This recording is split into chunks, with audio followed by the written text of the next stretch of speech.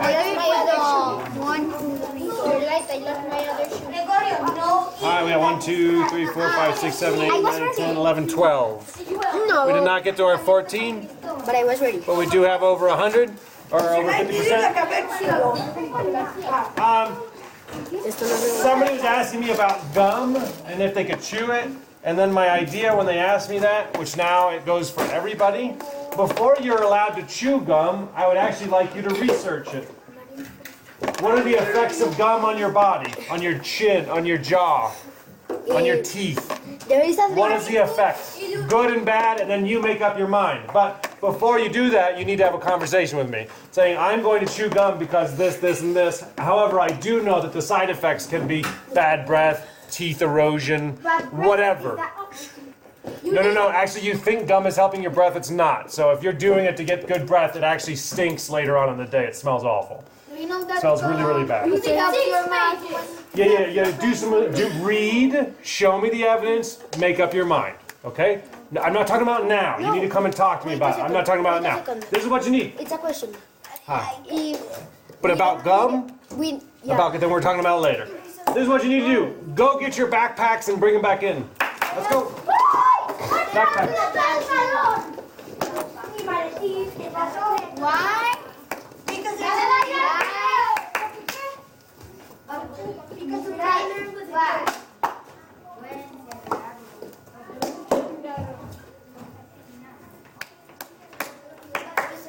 If you want to bring a lunchbox in or two, you can too, but backpack's just fine. My ears are always stuck, so if my mom makes a note, Then you say, I'm going to chew gum for my ears. However, I do know what the side effects of gum chewing are. I'd like you to read it and investigate it. If you want to do it.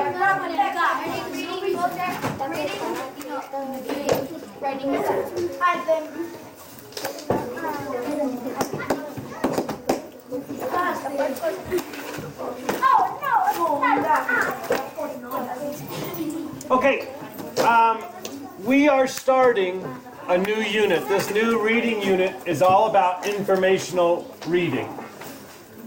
I am going to challenge you right now to see what kind of informational reading you have in your backpack. And let me give you some advice. It's anything that's true. So it's anything that's true. So it might not be in a book. It might be written somewhere in your backpack. Look through your backpack. See what you have that maybe has directions on it. Or maybe what is something made of? Or maybe where was it made? What is some non-fiction writing that you have in your backpack? And we'll take a list. What's that? You talk. Yeah, that has non-fiction writing on it. You're 100% right. it's Alpine. It's an Alpine, you know it. So how to take care of things. I also have. So it's a thyroid.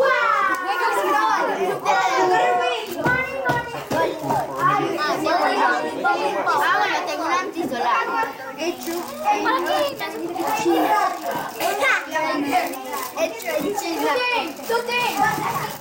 Los padres de Santiago están. Man, just so much stuff. Just so much.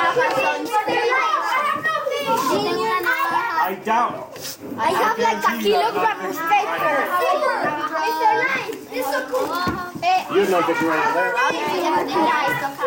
Mr. Light, You have some non-fiction writing. I have a beauty blender. 100 pesos. Esas monedas de cuánto? Beauty blender. Te voy a escuchar. No me la ha respondido. Es el color.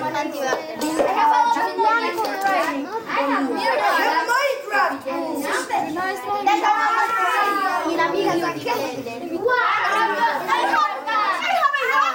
¿cómo se dice?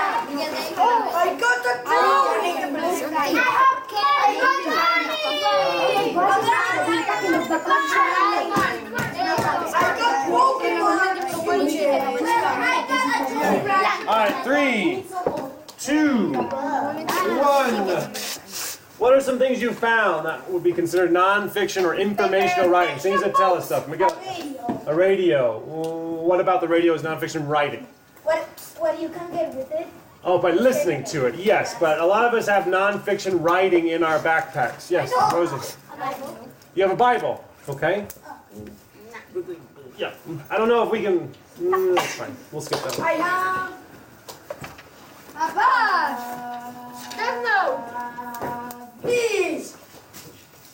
So the rubric on the back. You're exactly right. That is informational writing. The rubric is informational writing. It's telling us, it's informing us something. Salvador. You told me my laptop. The tag, and why is the tag? What information does it provide you? The price. Dial no 175 many times. Okay, it tells you where it's made, tells you how to take care of things. I Yeah. have money. You have money. The nonfiction is the value of it. The value of money. What is it? A letter here. It's $100. Oh, so it informs you how much the value is. Okay. Yeah, Martine. And here says the editorial. Here says the ingredients. Ingredients are a Here key is, one. and here is information that I can read. Okay. This start. Probably tells you what it can hold and stuff like that. Yeah. A couple more. And this. And what is that? What is it informing you? It's Chapman University. Where it is, where it's from. Okay. And this. And what information does that have? Ingredients and where do they, like, what do they get? Probably some warnings too, and like how to use it, especially with medicine. We'll just take two more, so we'll do Lisa and Emilio. I found a moisturizing lip balm. Okay. It has the ingredients and how How to use it? Yeah. Okay. Emilio. I see this book. And how is that? Is that? So even on fiction writing, there's non-fiction Yeah, information. that thing of the editorial was in a fiction writing. All right, cool. So our life is surrounded by non-fiction writing. over Now, here I have little my life is surrounded, and probably your parents' lives are more surrounded by non-fiction reading and writing than yours are. Most people that are in a career, most of the stuff that they're reading that has to do with their career is non-fiction. And so what we're going to talk about today is how do we get ourselves motivated, interested, captivated, encouraged, inspired to read nonfiction, no matter the nonfiction book. Okay, so that's what we're going to be talking about. So it's how do we make a commitment to something? How do we make a commitment to reading a nonfiction book, no matter what that is? Okay, and we do that by doing a couple two things. We make connections to it.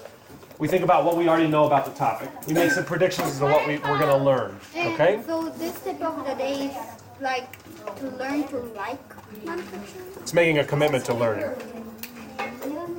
Okay, there's two different things. When we talk about nonfiction text, nonfiction reading, this is reading to learn. This is reading that gives you knowledge. Okay, there's a lot of times you'll be able to pull out some piece of information or some knowledge from a fiction book. Nonfiction is all about knowledge. It's all about learning. Okay? It's all about getting more knowledge, more ideas in your head. That's the beauty of nonfiction books. It's all about reading to learn. You're not necessarily reading to learn when you're reading a fiction book. Okay? So, how might we do that? So, we have this book here. This is going to be, I'm not going to read this whole book to us, but this will be one of our read-alouds during our read-alouds, okay? And this is called Everything Weather, and it's by a lady named Kathy Fergang, who is with the National Geographic Explorer, and a man named Tim Samaras. I think maybe he did the pictures or something.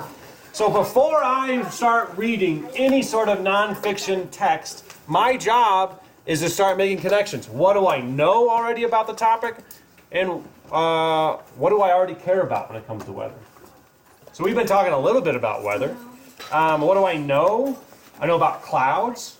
I know about precipitation. I know about the water cycle. What else do I know? I know about lightning and thunder. I know about hurricanes. I know about seasons. I know that there's different temperatures all over the world. I know it gets really cold in Chernobyl during September, so that's interesting. I know there's something about seasons. Maybe not here, maybe like wet versus dry, but I know other places it's like fall, winter, spring, summer, and the temperatures change. I know there's a difference between climate and weather. Climate is over a period of time, weather is day to day. Man, I guess I know a lot about weather. You know. And what do I care about weather? Man, how much weather is in the news recently? I mean, the United States has been hit by, what, 2, 3 hurricanes? The island of Puerto Rico is almost gone and non-existent. Saint Martin is gone. I mean, this is really important stuff that, it's another island. This is real, I mean, this has been in the news. The one that hit Houston, they had a lot of problems, like crocodiles that got released from zoos, and like these enormous ant rafts that were red ants, and they were fire ants, and they were like really hurting people, and if you're allergic to them, you can die. So there's I should really care about weather. I should care about weather because it's really affecting our lives on a daily basis. There might not be one thing more that affects more people. There might be worse things that affect people, but I don't know of anything that affects more people than weather. And so that's why I care about this. So thinking about that, and thinking about that thinking I did, why might this book be important for us to read? Why might it be important, and why might it be interesting?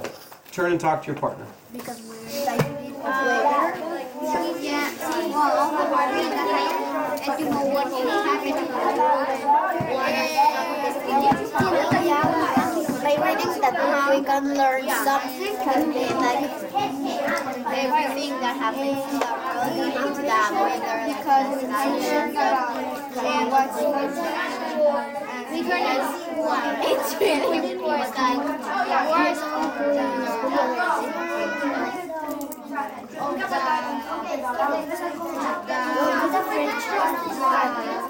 You distracted him from his thought. Yeah,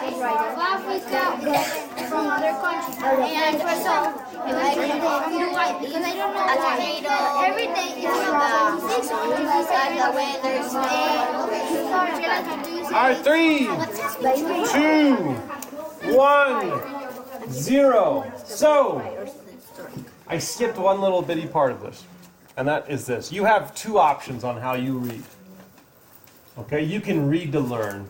You can read to grow your knowledge. You can actively read nonfiction. You can do it. That's one option you have. The other option you have is the kind of just what we call at the dentist reading. It's just like you're in the waiting room. Oh, look at these pretty pictures. Oh, that's a cool graph. Oh, that's super and great. And I'm not really reading anything. I'm just kind of leafing through it. Okay, so that's another way you can read nonfiction, but that's not the way we should be reading it. Okay? And one way we get ourselves excited to read it, and one way we make a commitment to reading it, is doing just what we did there. What do you know about it? Why should this be important to you? Okay? Why should this be important to you? No one has ever written a nonfiction book going, whatever. Like, it's important to somebody. Okay? So what's going to happen next? I've checked out some easy books from the library. So they're all like levels O and below, I think. You're going to put your backpacks back. You're going to come back to your spots, and I'm going to, just hold on. So I need you to understand this. I'm going to randomly give you a book. Okay? So it might not be something that you're like, woo, but we're going to practice getting motivated to read. So that's why we're doing it this way. No, I'll be assigning you a book to read for today. Okay? All right, so dropping off your backpack and coming back. Donkey shorts.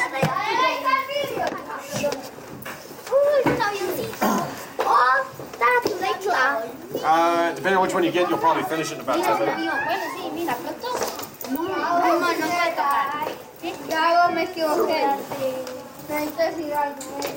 Because the skill we're working on is trying to get excited about whatever book we have. And so that means I have to give you a random book so that you can practice that skill. Instead of just picking books you want to read and not focusing on them. The book has also weather and Oh, cool. tsunamis. Oh, the extreme weather and stuff, natural disasters. Awesome. We can get inspired to have an opinion essay in writing. We're not doing opinion writing, we're doing argument writing. There's a huge difference between those two We things. can argue about the weather. We're going to talk about it. We'll see if this is going to be fate. Oh my god.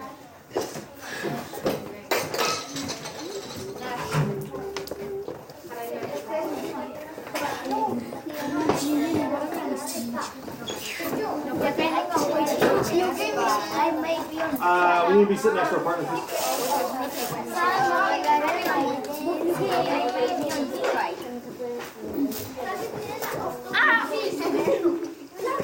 I am crossing down. Okay. We're going to read on Proverbs. So you're going to do some work together before you go to your work. Alright, so ladies and gentlemen, what I'm going to do is I'm going to randomly give everybody a book. It might be a subject you already care about, it might not be. But the skill and the thing that we're trying to get ourselves motivated to do is just be interested in nonfiction reading. Any book is worth it. Any book you're going to learn something from. And learning is important. The more you know about stuff, the better off you are. And it's better to have a wide range of knowledge.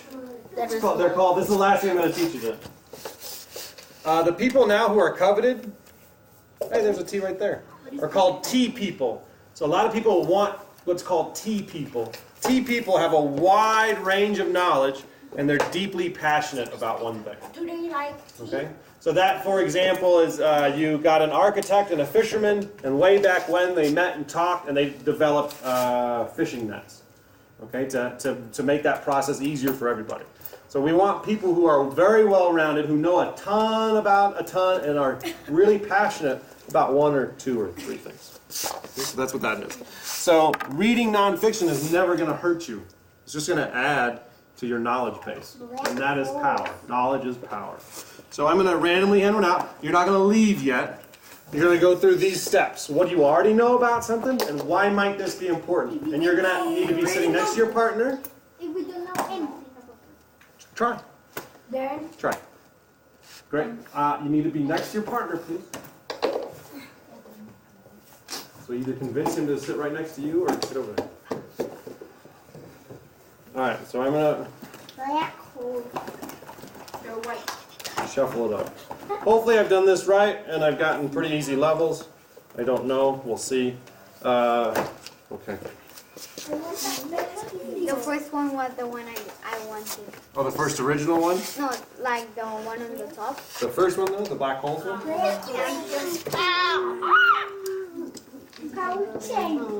Nope. Okay.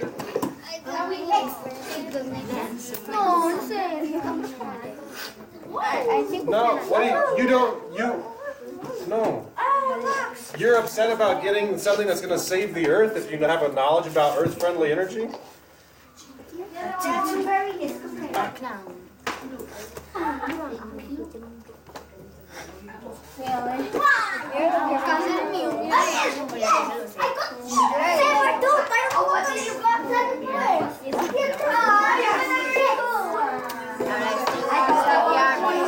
So go through the same process. Hold on. Pause, pause, pause. 3, 2, 1, and 0. Don't open it yet. I didn't open that book at all. I just got myself excited. I oriented myself to the book. I oriented myself to the book. What do you know about the book? Okay, what do you know about it? And what do you already care about? So let's go. I declare myself. Do that work. Matter? That's one of the most important things in the universe. If we didn't have matter, we wouldn't have anything. Can I change my name, please? Yeah, some of them are super easy. Can I change It still doesn't mean it's not worth anything. Can I change my name? Yes, please. What do you already know about sharks? You don't know anything about sharks. I doubt it. I don't know. I only know that they can taste. What do you know about sharks?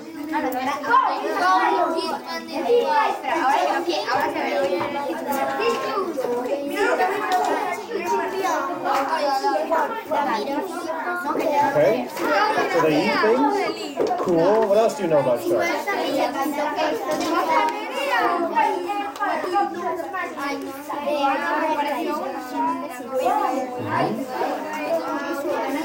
you know where they live? Do you know what they are? Are they human beings? Like what? That's what I'm saying. What do you know about sharks? You know a ton about sharks. You know a ton about them. What do you know? Listen. You don't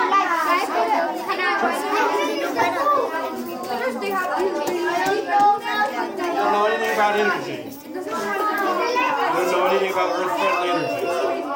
Really? That's terrifying. You You were in Kyle's class last year. That's one of her huge passions is renewable energy. I doubt that you don't know anything about renewable energy. Well, I'm going to go tell her. You want me to call her up so you can talk to her about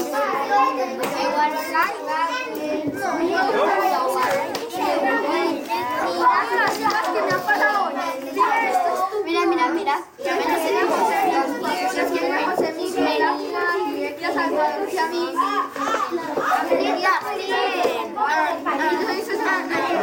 when the plane has problems? What is that called? What is it called? What's the action of the verb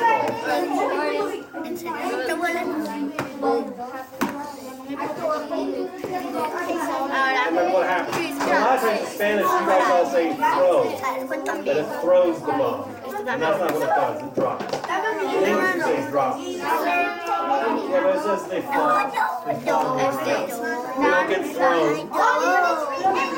Well, then you're not allowing yourself to be taught something. Mr. we need to write in our notebook You don't about have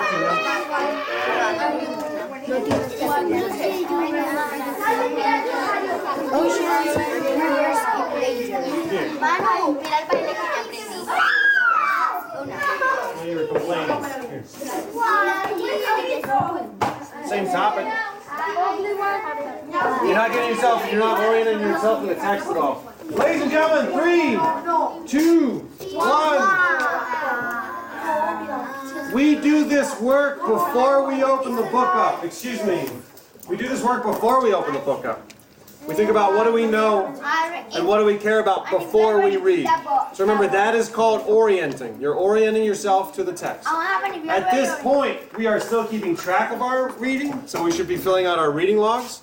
I will have other books up here, so like if you're like with Jose, he finishes quickly. It was not that hard. There was a very low reading level. If you whip through yours, and you've done some of the thinking and you've learned some stuff, you can exchange one out from up here. Okay? Alright? Yeah, but I'll give you more choice. We are writing about the book. What we are doing, you don't have to write today. You can just be reading. You don't need to be taking notes. You can just be reading and learning. But what we're doing is, one of the key skills in life is starting with easy stuff. The easier it is, the better, because then you get to learn all the basics. Okay? So that was a longer one than normal, but go to your work spots and start reading. Remember, we do fill out our reading log, all that good stuff. And today, at the end, will be a reflection. How did it go? How did your first day of informational reading go? What went well? What didn't? What are you going to be able to improve?